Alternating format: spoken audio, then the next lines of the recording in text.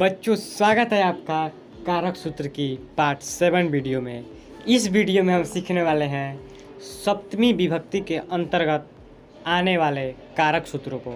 इनमें पहला सूत्र है आधारो अधिकरणम, यानी कि क्रिया का आधार अधिकरण कारक होता है और हम इसमें सप्तमी विभक्ति का प्रयोग करते हैं। जैसा कि आप इस उदाहरण में देख सकते हैं, वे लोग गांव में रहते हैं।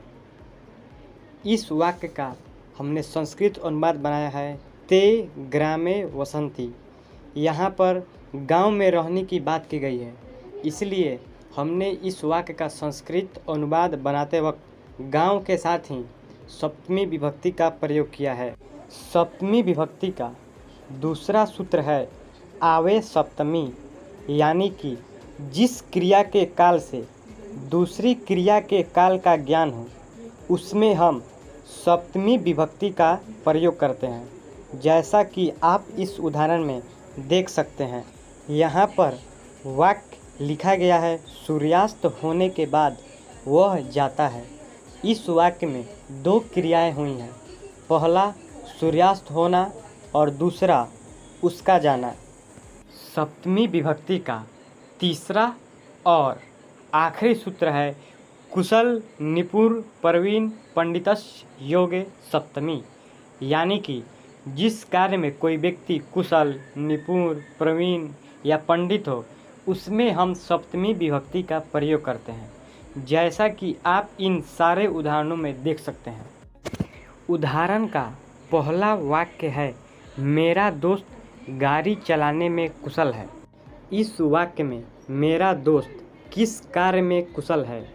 तो मेरा दोस्त गाड़ी चलाने में कुशल है, इसलिए हमने इस वाक्य का संस्कृत अनुवाद बनाते वक्त गाड़ी चलाने के साथ ही सप्तमी विभक्ति का प्रयोग किया है। इसी प्रकार दूसरा वाक्य है अर्जुन धनुर्विद्या में निपुण है। इस वाक्य में अर्जुन किस विद्या में निपुण है?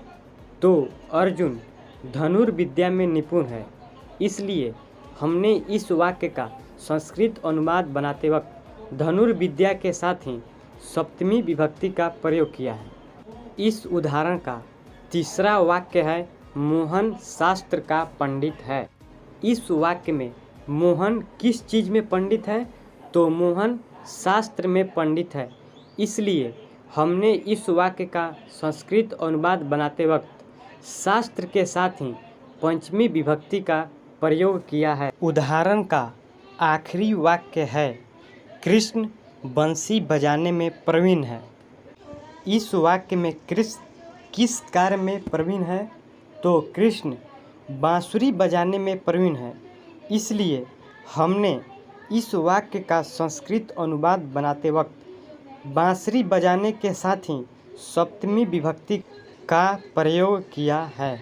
बच्चों, इस प्रकार कारक सूत्र के सारे पार्ट्स यहाँ पर ख़त्म होते हैं।